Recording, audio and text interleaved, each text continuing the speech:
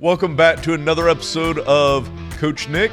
I'm the coach behind the clipboard today, and I am so glad that you're joining us because today we're talking about the perfect triple play. If you are generous, if you care about retirement income, and you want tax-free wealth, this episode's for you. Before we start, here's an important message. We're putting out a lot of great content, and I need your help. Hit that subscribe button. Be alerted when we drop new episodes. They're coming in every week, and we don't want you to miss a beat.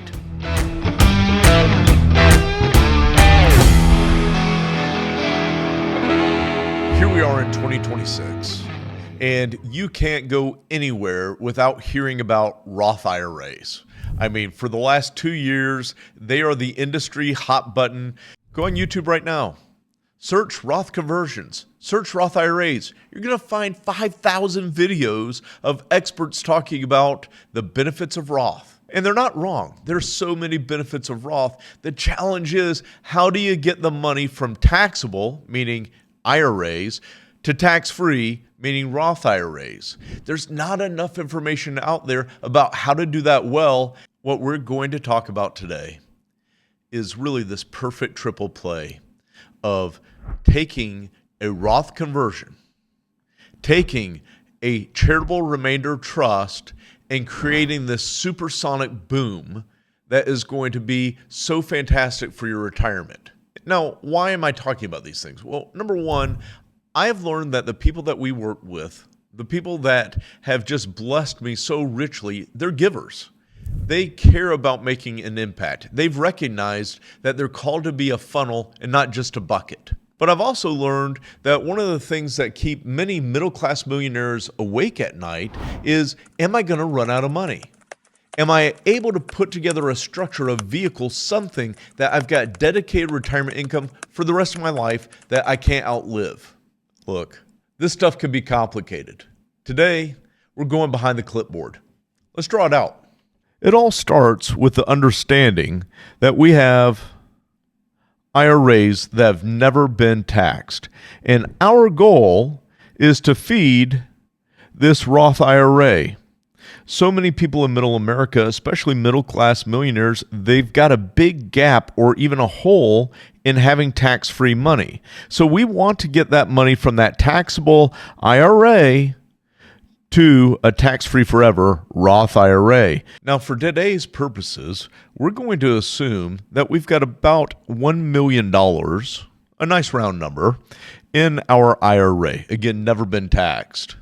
Now, if you're like a lot of other people that I come across today, you've had a lot of success in the market identifying some great quality companies that made a lot of money over the last few years.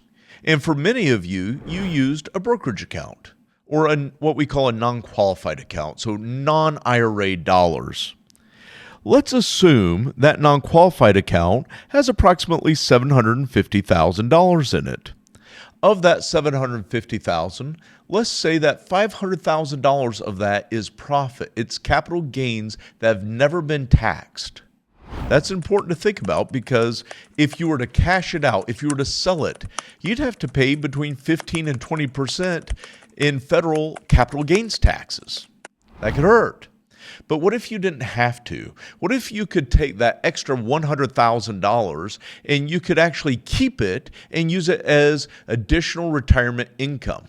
That'd be pretty sweet. Here's how that works. We're going to look at how do we take $500,000 of gains and carve it out of that non-qualified account. And what we're going to do is we're going to pick it up from the non-qualified account and we're going to place it into what's called a CRT, or charitable remainder trust. Now, when we do this and we transfer that $500,000, we're not selling those securities. We're simply placing them in a new location.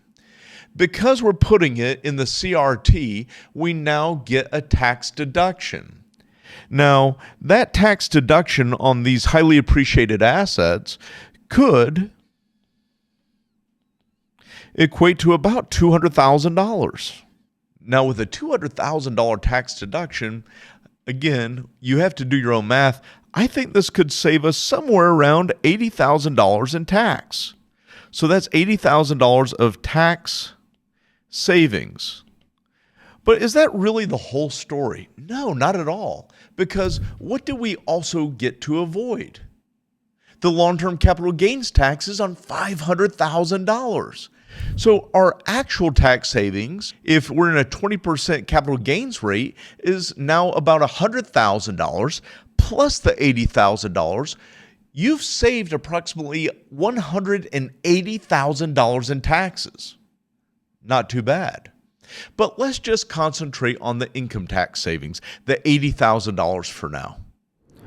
We're going to ask our tax professionals a really important question, and this question is, how much?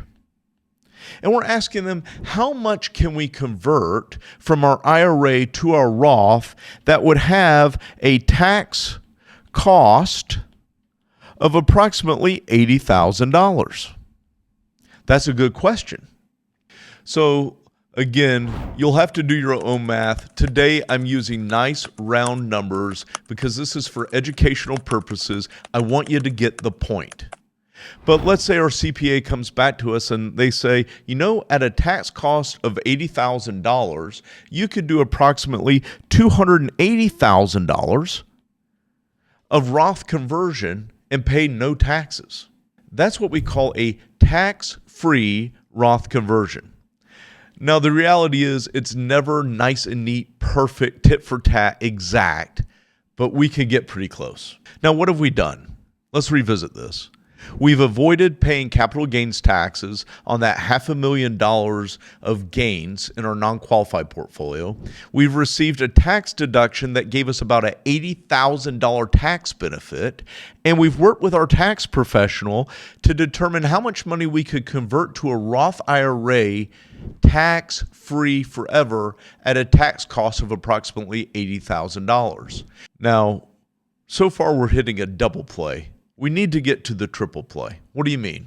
Well, we've determined how to get the money and to avoid the capital gains taxes and to get the tax deduction. We've talked about that. We've talked about how to get the Roth IRA funded and to absorb that tax deduction from putting the money into the CRT. But remember, this is a triple play.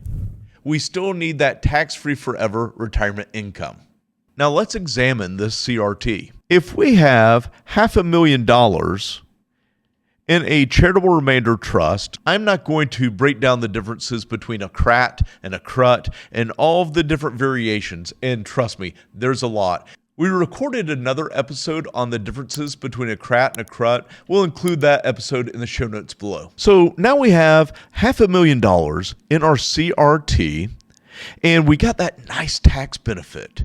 Avoided the capital gains. We got the tax deduction, but we still need the lifetime income.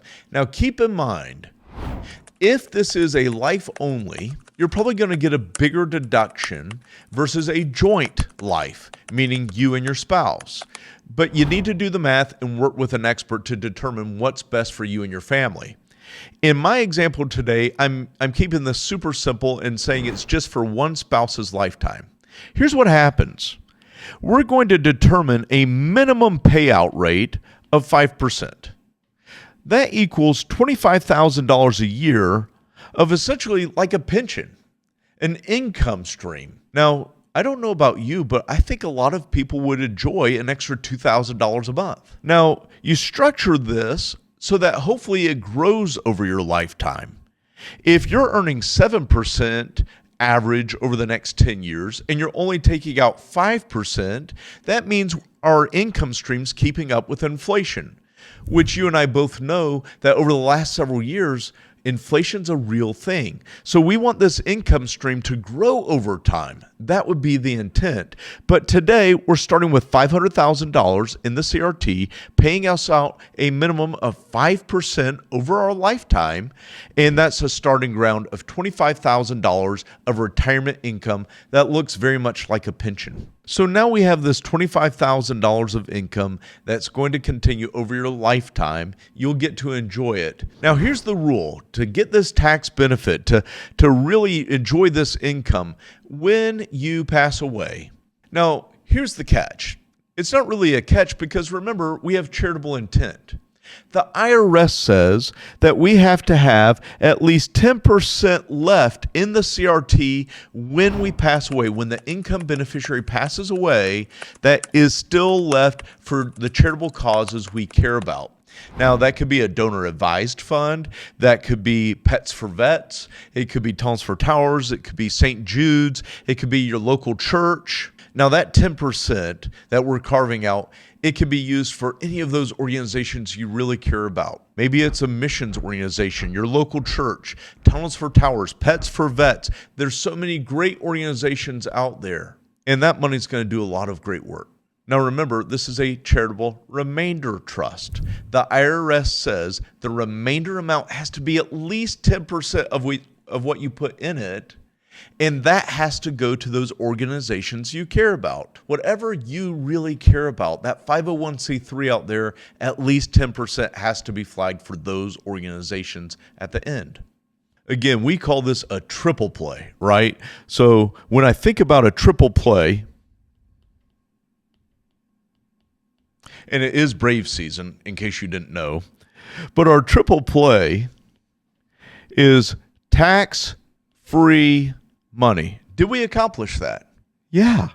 We funded the Roth IRA with little to no tax, by the way, right? A tax-free Roth conversion, sign me up. Number 2, did we benefit the organizations we care about? Was there something charitable put in place? Absolutely. We funded the CRT, the Charitable Remainder Trust. It created a great tax deduction. We avoided long-term capital gains taxes. And number 3, we created lifetime retirement income. Look, this stuff's complicated. It's so much more complex than what I could do on the pen and paper here. But hopefully you have a great starting ground to start thinking about, is something like this right for you? Maybe you have questions. Maybe you want a second opinion. Maybe you just want to know, is this right for you?